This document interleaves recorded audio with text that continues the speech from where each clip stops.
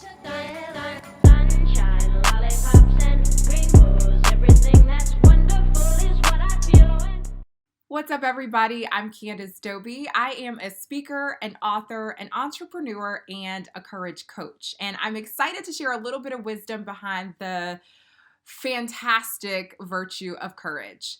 So, my work as a speaker and a coach really revolves all around courage, specifically helping young and emerging leaders activate their personal courage in order to perform to their potential in school and in work and in life. And one of the things that I have learned throughout all of this is no matter where you are in your life or your studies or your profession, your ability or inability to conjure courage where you are will impact the leader you are or will become. So courage is so important. It's foundational to us being the best versions of ourselves and being the dopest versions of ourselves.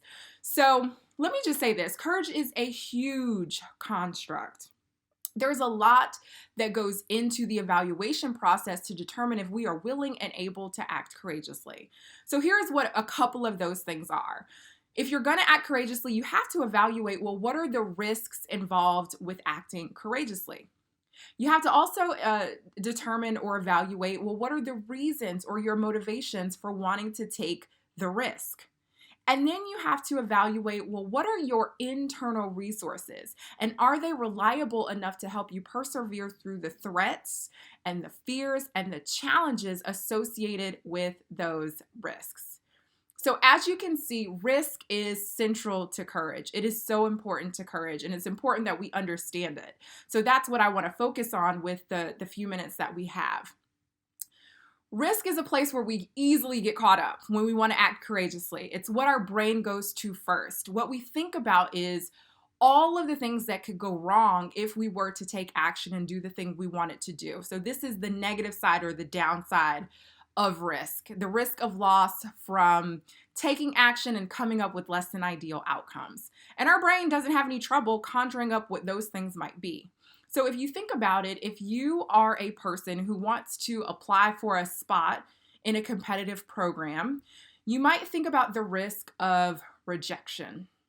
Or maybe you're a person who wants to speak up in a room full of people who have a similar opinion and you have a different opinion and a different perspective, but you recognize the risk of humiliation or isolation or even rejection too. Or maybe you're a person who wants to audition for a sports team, a dance team, or some other kind of team, but you recognize the risk of failure. So it's very easy to recognize what we might lose from taking action, but risk is a kind of like this two-sided coin. You can't just evaluate the risk of loss from taking action. You also must evaluate the risk of loss from not taking action.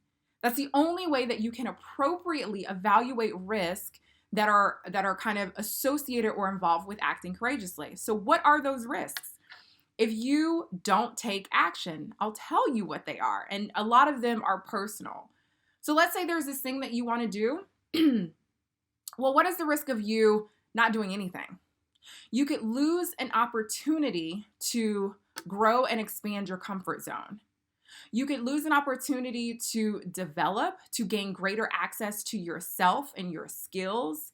You could lose an opportunity to be resilient if you were to engage in a situation that turned out less than ideal. You have an opportunity to be resilient and bounce back. So there are quite a few things that you could lose personally from not engaging in actions that you want and need to take. So that is what I want to leave with you all, and that is what I want you to remember. When you are thinking about all the risks that you want to take right now and all the risks that you want to take in the future, you have to think about it as not just one-sided. Don't let your brain overwhelm you and overcome your rational decision-making by just focusing on all the things that could go wrong from taking action. I want you to play a more active role in this evaluation process, and I want you to think about all the things that you might be losing and missing out on from not taking action. So risk, it's like this. It's like a two-sided coin. And whenever you're evaluating a situation and the risk involved in that situation, make sure you're evaluating both sides. If you want to learn more about courage and risk taking, you can go to my website, CandaceDoby.com. There are lots of resources on there for you. All right, thanks so much. Thank you for joining us for the 2021 Train of Positivity Virtual Summit. If you have enjoyed this positive message, please feel free to like, comment, and subscribe. If sharing, please don't forget to use the hashtag Train of Positivity. Continue to have a great day, and thanks again for tuning in.